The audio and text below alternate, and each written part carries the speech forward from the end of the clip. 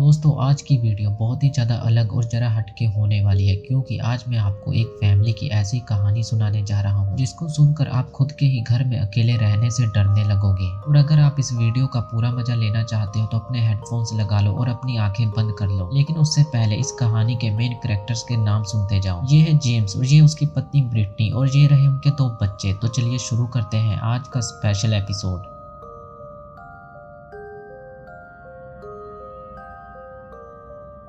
साल 2019 में एक परिवार न्यू घर में शिफ्ट होता है। जेम्स, उसकी पत्नी ब्रिटनी और उनके 2 बच्चे। लेकिन इस न्यू घर में शिफ्ट होने के बाद उनके साथ जो जो होता है उसके बारे में कोई सपने में भी नहीं सोच सकता क्योंकि उन्हें इस घर के डार्क सीक्रेट्स के बारे में कुछ भी नहीं पता था। जेम्स और ब्रिटनी को अपना न्यू घर काफी ज्यादा पसंद आता है और वो जल्द से जल्द अपने इस न्यू घर में शिफ्ट होना चाहते थे। अगर जेम्स और ब्रिटनी के पास्ट की बात करें तो वो दोनों स्कूल टाइम से ही एक दूसरे को जानते थे और तब उन्होंने एक दूसरे को डेट भी किया, पर उस टाइम पे दोनों की सेटिंग ना हो पाई क्योंकि भगवान ने इनकी किस्मत में कुछ और ही लिखा था। जब इन दोनों का स्कूल पूरा हुआ तो ये दोनों बिछड़ गए। यानी कि स्कूल पूरा होने के बाद कई सालों तक इनकी आपस में कोई भी मुलाकात या बातचीत नहीं हुई। लेकिन एक दिन अचानक इनकी मुलाकात होती है और दोनों एक दूसरे से मिलकर काफी ज्यादा खुश होते हैं। लेकिन इस टाइम पे जेम्स 2 बच्चों का बाप था और उसका डिवोर्स हो चुका था और जेम्स अपने लिए एक अच्छी पत्नी और अपने बच्चों के लिए एक माँ की तलाश में था। और अगर ब्रिटनी की बात करें तो वो अभी तक अनमैरिड थी, पर उसको बच्चे बहुत ज्यादा पसंद थे। उसको बच्चों के साथ रहना और खेलना बहुत ज्यादा पसंद था। फिर क्या था, अपने जेम्स भाई ने मौके का फायदा उठाया और ब्रिटनी को शादी के लिए प्रपोज कर दिया और ब्रिटनी ने भी हाँ कर दी, जिसके बाद दोनों ने शादी कर ली। जेम्स यूएस नेवी में था और शादी के कुछ समय बाद ही उसका ट्रांसफर होता है और उसको हवाई में काम करने का ऑर्डर मिलता है। जिसके बाद ये 4 लोगों का परिवार अपना बोरिया बिस्तरा बांध कर निकल पड़ते हैं हवाई की ओर और लैंड होते हैं होनोलुलु, जो कि हवाई की कैपिटल है। यहाँ पे ये लोग 2 मंजिला एक घर में रहने लगते हैं। घर देखने में काफी ज्यादा अच्छा था और घर के आसपास का माहौल एकदम शांत था। उन्हें यहाँ आकर ऐसा लग ही नहीं रहा था कि वो अपना घर छोड़कर इतनी दूर रहने के लिए आए हैं, क्योंकि घर के आसपास का माहौल उनके पुराने घर के माहौल जैसा ही था। सब कुछ सही चल रहा था। वो लोग अपने इस न्यू घर में रहने लगते हैं, लेकिन उन्हें नहीं पता था कि अब इस घर में उनके साथ क्या होने वाला है।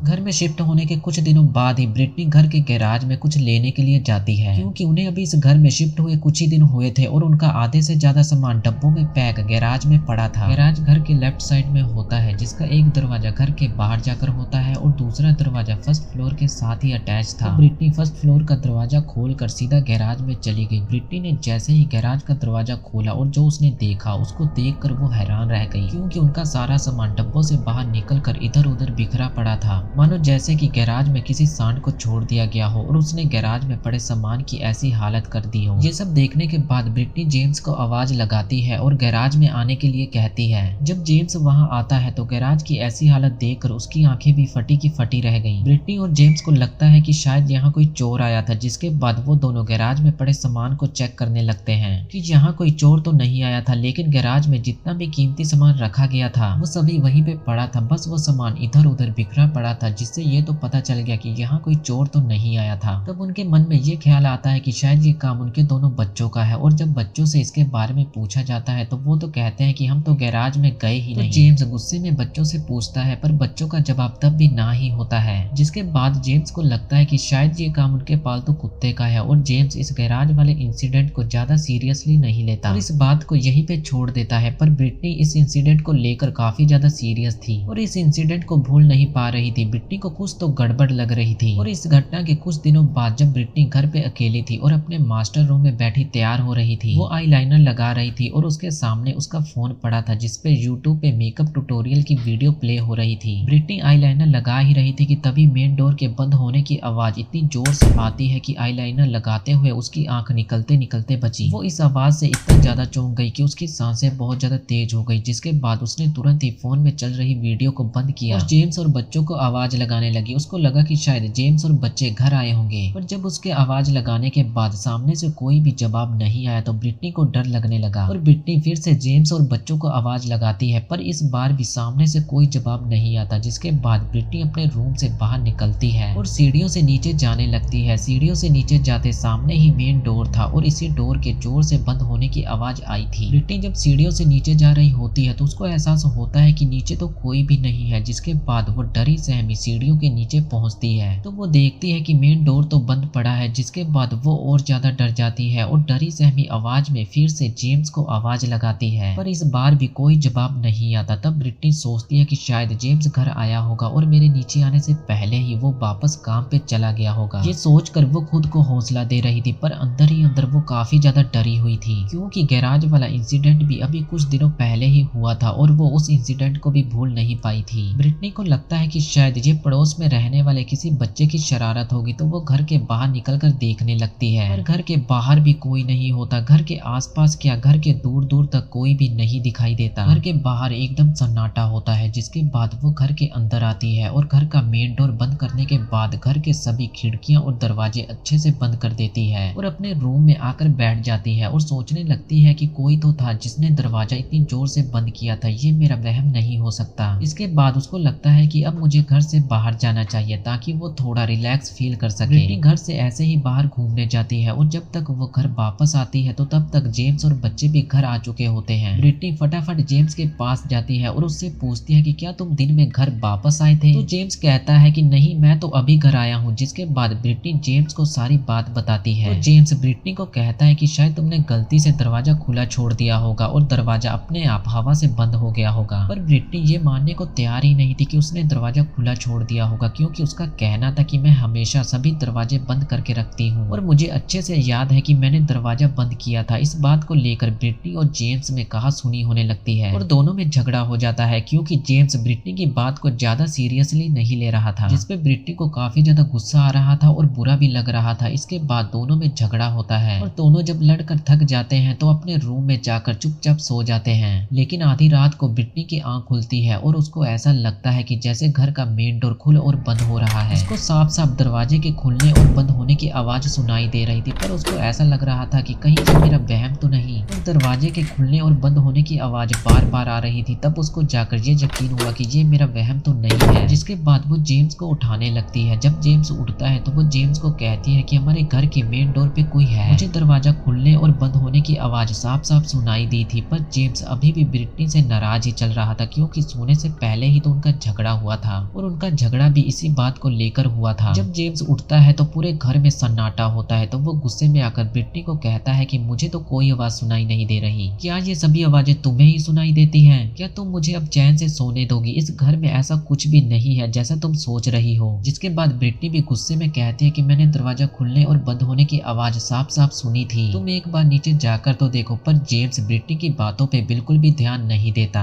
तब ब्रिटनी कहती है कि ठीक है, मैं खुद ही नीचे जाकर देखती हूँ। जब ब्रिटनी रूम से बाहर निकलती है तो चारों तरफ अंधेरा ही अंधेरा होता है, जिससे ब्रिटनी को डर लगने लगता है। पर वो सीढ़ियों से नीचे होते हुए मेन डोर की तरफ जाती है। जब वो नीचे पहुंचती है तो वो देखती है कि मेन डोर तो खुला है, जिसके बाद वो और भी ज्यादा डर जाती है। वो दरवाजे से घर के बाहर देखती है, पर घर के बाहर कोई भी नहीं होता। दूर दूर तक अंधेरा और बस सन्नाटा होता है। तब वो डोर को लॉक करती है और सोचती है कि कहीं शायद ये बच्चों का काम तो नहीं। जिसके बाद वो बच्चों के रूम में जाती है उनको देखने के लिए, तो वो वहाँ देखती है कि बच्चे तो गहरी नींद में सो रहे हैं। तो ब्रिटनी भागी भागी अपने रूम में जाती है और जेम्स पे चिल्लाते हुए कहती है कि घर का मेन डोर खुला हुआ था, पर तुम हो कि मेरी बातों पे यकीन ही नहीं कर रहे। पर जेम्स हमेशा की तरह इस बार भी ब्रिटनी की बातों पे ज्यादा ध्यान नहीं देता। वो ब्रिटनी को कहता है कि शायद तुमने ही गलती से दरवाजा खुला छोड़ दिया होगा, तुम बस डरी हुई हो, इस घर में ऐसा कुछ भी नहीं है जैसा तुम सोच रही हो। जेम्स ब्रिटनी को ये सब कह ही रहा होता है कि तभी घर का बैकयार्ड वाला दरवाजा जोर से खुलता है और जोर से बंद होता है, जिसकी आवाज सुनकर जेम्स और ब्रिटनी की सांसें थम जाती हैं। जेम्स अपने बेड से उठता है और ब्रिटनी को रूम में ही रुकने के लिए कहता है और वो अपने रूम से बाहर निकलता है और घर के बैकयार्ड वाले डोर की ओर जाने लगता है। जिसके कुछ मिनटों बाद ही वो अपने रूम में आता है और ब्रिटनी को कहता है कि हाँ, बैकयार्ड वाला डोर खुला हुआ था, शायद वो हवा से खुल गया होगा या तुमने ही गलती से खुला छोड़ दिया होगा, लेकिन अब सब कुछ सही है, तुम आराम से सो जाओ। जिसके बाद ब्रिटनी को इतना ज्यादा गुस्सा आता है कि वो गुस्से में चिल्लाते हुए जेम्स को कहती है कि क्या तुम पागल हो, इस घर में क्या कुछ नहीं हो रहा, पर तुम्हें इन सब से कुछ मतलब ही नहीं। पहले वो गैराज वाला इंसिडेंट और अब ये दरवाजे वाला, तुम इतना सब कुछ इग्नोर कैसे कर सकते हो? मैं कब से कह रही हूँ इस घर में कुछ तो गड़बड़ है, आखिर तुम मेरी बातों पे यकीन क्यों नहीं कर रहे? जब से हम इस घर में आए हैं कुछ ना कुछ गलत ही हो रहा है। ब्रिटनी के इतना सब कहने के बाद भी जेम्स को कोई फर्क नहीं पड़ता। उसका बस इतना ही कहना होता है कि ये बस तुम्हारा वहम है, इस घर में ऐसा कुछ भी नहीं है जैसा तुम सोच रही हो, तुम बस डरी हुई हो। आधी रात में इस बात को लेकर ब्रिटनी और जेम्स में झगड़ा कुछ ज्यादा ही बढ़ जाता है और दोनों जब लड़कर थक जाते हैं तो सो जाते हैं। इस घटना के कुछ दिनों बाद तक तो सब कुछ सही चल रहा था, पर ब्रिटनी अभी भी घर में घटी उन घटनाओं को सोच सोच कर अंदर ही अंदर डर रही थी। वो ये मानने को तैयार ही नहीं थी कि इस घर में सब कुछ सही है और दूसरी तरफ जेम्स को तो मानो जैसे ये सबसे कोई मतलब ही नहीं। वो तो बस अपनी ही दुनिया में मगन था। लेकिन एक दिन जेम्स के साथ कुछ ऐसा होता है जिसकी वजह से उसको भी ये लगने लगा कि इस घर में कुछ तो गड़बड़ है। एक दिन जेम्स घर में अकेला होता है, दोपहर का समय होता है। उस दोपहर में जेम्स पियानो बजाने का सोचता है। जब जेम्स पियानो बजा ही रहा होता है तो उसको ऐसा एहसास होता है कि जैसे कोई उस पर नजर रखे हुए है। कोई तो है जो उसको पियानो बजाते हुए देख रहा है। जिसके बाद जेम्स एकदम से पियानो बजाते बजाते रुक जाता है और वो अपने चारों तरफ देखने लगता है। तो वो देखता है कि उसकी राइट साइड वाली खिड़की पे कोई खड़ा है। खिड़की के सामने पर्दे लगे हुए थे तो जेम्स को सिर्फ उस इंसान की परछाई ही दिखाई देती है। जब जेम्स खिड़की के पास खड़ी उस परछाई को देखता है तो वो परछाई वहां से दूसरी खिड़की की ओर भागने लगती है। तब जेम्स भी उस दूसरी खिड़की की ओर भागने लगता है उस परछाई का पीछा करने के लिए। पर जब जेम्स उस खिड़की के पास पहुंचता है तो वो देखता है कि वहां तो कोई नहीं है। जिसके बाद जेम्स फिर से उसी खिड़की के पास आता है जिस खिड़की के पास उसने उस परछाई को देखा था और वो उस खिड़की से बाहर की ओर देखने लगता है और सोचता है कि पास वाले पड़ोसी होंगे जो कि मेरे पियानो की आवाज सुनकर आ गए होंगे और जब उन्हें लगा कि मैंने उनको देख लिया है तो वो वहां से भागने लगे होंगे। ये सब सोचकर जेम्स खुद को हौसला तो दे रहा था पर वो अंदर ही अंदर काफी ज्यादा डरा हुआ था।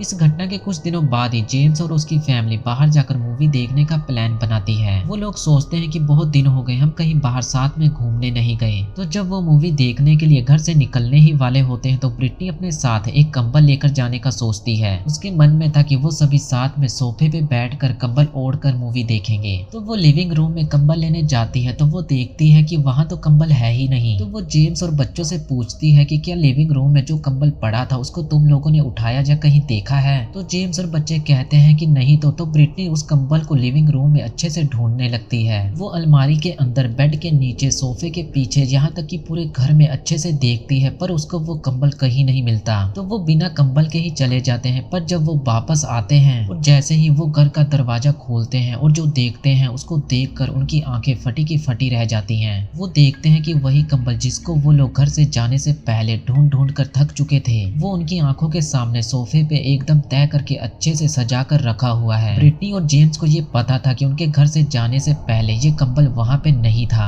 तो अब ये कंबल यहाँ पे कैसे आया। इस घटना के बाद ब्रिटनी और जेम्स को अंदर ही अंदर डर खाए जा रहा था क्योंकि उनके साथ रोजाना कोई ना कोई घटना घट ही रही थी। आधी रात को अचानक दरवाजों का अपने आप खुलना और बंद होना, खिड़की के पास एक काला साया खड़ा दिखाई देना, उनका कुत्ता भी अक्सर आधी रात को भौंकता रहता था। ब्रिटनी और जेम्स को हर समय ऐसा लगता रहता था कि जैसे कोई तो है जो हर समय उन पे नजर रखे हुए है। इतना सब सहने के बाद वो फैसला करते हैं कि क्यों ना हम कुछ दिनों के लिए अपने पुराने वाले घर पे रहने के लिए जाएं और कुछ दिनों बाद वापस आ जाएंगे। जिसके बाद वो लोग सितंबर 2019 को अपने पुराने वाले घर यानी कि अमेरिका के लिए रवाना होते हैं। वहाँ पे कुछ दिन रहने के बाद वो लोग वापस उसी घर में आते हैं, उसी घर में जहाँ उनके साथ अजीबोगरीब घटनाएं घट रही थी। एयरपोर्ट से जेम्स और उसकी फैमिली कार से अपने घर की ओर जा रहे होते हैं और यही सोच रहे होते हैं कि शायद अब उनके साथ उस घर में वैसा कुछ ना हो जैसा कि पहले हो रहा था। पर जैसे ही वो लोग अपने घर के सामने पहुंचते हैं तो उनको पता चल जाता है कि यहाँ कुछ भी सही नहीं है। जेम्स की बाइक उनके घर के बाहर रोड के साइड में गिरी पड़ी होती है जिसको देखकर वो लोग शौक रह जाते हैं कि आखिर ये बाइक यहाँ पे कैसे आई, जबकि उन्होंने जाने से पहले बाइक को घर के अंदर खड़ा किया था। इसके बाद जेम्स अपनी कार को घर के अंदर लेकर जाता है। वो ठीक गैराज के सामने ले जाकर अपनी कार को रोकता है और गैराज का शटर खोलने के लिए कार में बैठे बैठे ही बटन दबाता है। वो सभी कार में ही बैठे होते हैं और जैसे ही गैराज का शटर खुलता है तो वो देखते हैं कि गैराज में पड़े सारे सामान की ऐसी की तैसी हो रखी है। पूरा गैराज एक कबाड़ खाने जैसा बना हुआ था। तो जेम्स ब्रिटनी को कहता है कि हमारे घर में चोरी हुई है, हमारे घर में कोई घुस आया है। जेम्स ब्रिटनी और बच्चों को कार में ही रुकने के लिए कहता है और वो घर के पीछे जाता है जहाँ से वो एक बड़ा सा हथौड़ा लेकर आता है अपनी रक्षा के लिए और अपने घर के मेन डोर की ओर बढ़ने लगता है। इतने में ब्रिटनी भी 911 पे कॉल लगा देती है और कहती है कि हमारे घर में कोई घुस आया है, यहाँ चोरी हुई है, हमें मदद चाहिए। जेम्स जैसे ही घर के अंदर जाता है तो वो देखता है कि घर का सारा सामान ऐसे सजाकर एक लाइन में रखा हुआ है कि मानो जैसे ये सब सामान बेचने के लिए रखा हो। इसके बाद वो फर्स्ट फ्लोर की ओर जाता है जहाँ उसकी नजर कुछ दवाइयों पे पड़ती है। ये सभी दवाइयाँ ब्रिटनी और जेम्स की नहीं थी। इन सब दवाइयों को देखकर ऐसा लग रहा था कि मानो जैसे कोई बहुत ज्यादा बीमार हो और उसका इलाज चल रहा हो। इसके बाद जेम्स मास्टर बेडरूम की ओर बढ़ने लगता है। जब वो मास्टर मास्टर बेडरूम में पहुंचता है तो वो देखता है कि मास्टर बेडरूम तो पूरी तरह से तहस महस किया हुआ है। सारा सामान इधर उधर बिखरा पड़ा हुआ था। तभी जेम्स की नजर बेड पे पड़ती है जहाँ बेड पे एक टॉवल रखा हुआ था और उस टॉवल पे कुछ चक्कू लाइन में सजा कर रखे हुए थे और उसी के साइड में एक लैपटॉप पड़ा हुआ था। ये लैपटॉप जेम्स का ही था पर ये लैपटॉप खराब था। लैपटॉप खुला हुआ था, उसकी स्क्रीन ऑफ थी। जैसे ही जेम्स लैपटॉप पे अपनी उंगलियां फेरता है तो लैपटॉप चलने लगता है, जिसको देखकर जेम्स हैरान रह जाता है कि ये लैपटॉप तो खराब था, इसको ठीक किसने किया।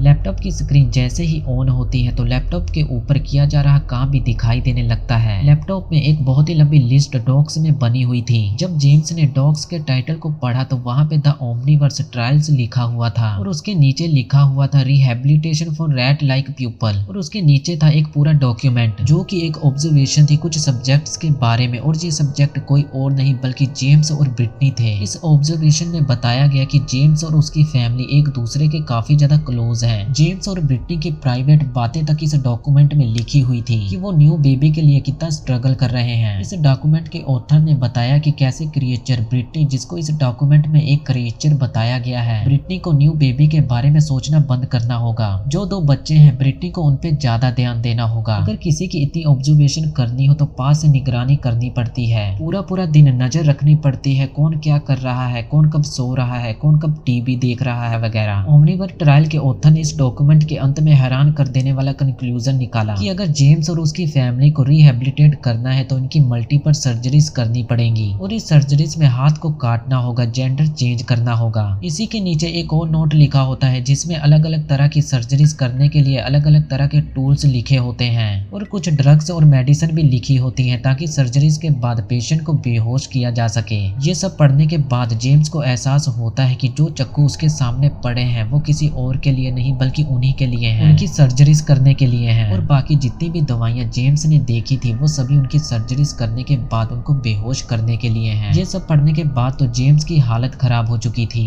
लेकिन आखिर कौन था जो ये सब करना चाहता था, ये जानने के लिए चलिए फ्लैशबैक में चलते हैं। इससे ठीक 15 मिनट पहले जब जेम्स अपने घर में जाने के लिए घर के मेन डोर के ठीक सामने अपने हाथ में हथौड़ा लिए खड़ा था और ब्रिटनी ने 911 पे कॉल लगा रखा था। जब जेम्स घर के अंदर जाने के लिए दरवाजा खोलने लगता है तो दरवाजा नहीं खुलता, मानो जैसे अंदर से किसी ने दरवाजे को जोर से पकड़ रखा हो और वो अंदर से ही पूरा जोर लगाकर दरवाजे को बाहर की ओर धकेल रहा हो। तभी दरवाजा थोड़ा सा खुलता है और जेम्स दरवाजे की उस दरार में से अंदर झांकता है और उसको वहाँ पे कोई भी नहीं दिखाई देता, लेकिन अंदर कोई तो है जो दरवाजे को जोर से पकड़ कर खड़ा है। जेम्स दरवाजे की उस दरार में से बार बार अंदर झांक रहा था और तभी उसकी नजर अंदर खड़े इंसान की आंख पर पड़ती है और वो अंदर खड़ा व्यक्ति जेम्स को ये कहता है कि ये घर तुम्हारा नहीं है और जेम्स के मुंह पे दरवाजे को जोर से बंद कर देता है। जिसके बाद जेम्स तो गुस्से में पागल होने लगता है और उसने गुस्से में आकर दरवाजे को उखाड़ फेंका और घर में घुसे उस व्यक्ति को बाहर निकाल कर उसके सर पे हथौड़ा रखकर उसके ऊपर चढ़ गया और कहने लगा कि अगर तुमने यहाँ से हिलने की या भागने की कोशिश की तो मैं इसी हथौड़े से तुम्हारा सर कुचल कर रख दूंगा। उस बंदे का नाम था एजुकेल गियास, जो कि जेम्स के घर में चोरी चुपके घुस कर रह रहा था। इसके कुछ देर बाद ही पुलिस वहाँ पे आती है और उस बंदे को अरेस्ट कर लेकर जाती है। इसके बाद ब्रिटनी और जेम्स घर के अंदर जाते हैं, तब जाकर उन्हें चक्कू, दवाइयां, डॉक्यूमेंट और सर्जरीज के बारे में पता चलता है। बाद में जाकर पता चला कि उस बंदे ने जेम्स के घर में चोरी चुपके घुसने का रास्ता खोज निकाला था। वो ज्यादातर ऊपर वाले कमरे के बाथरूम में रहता था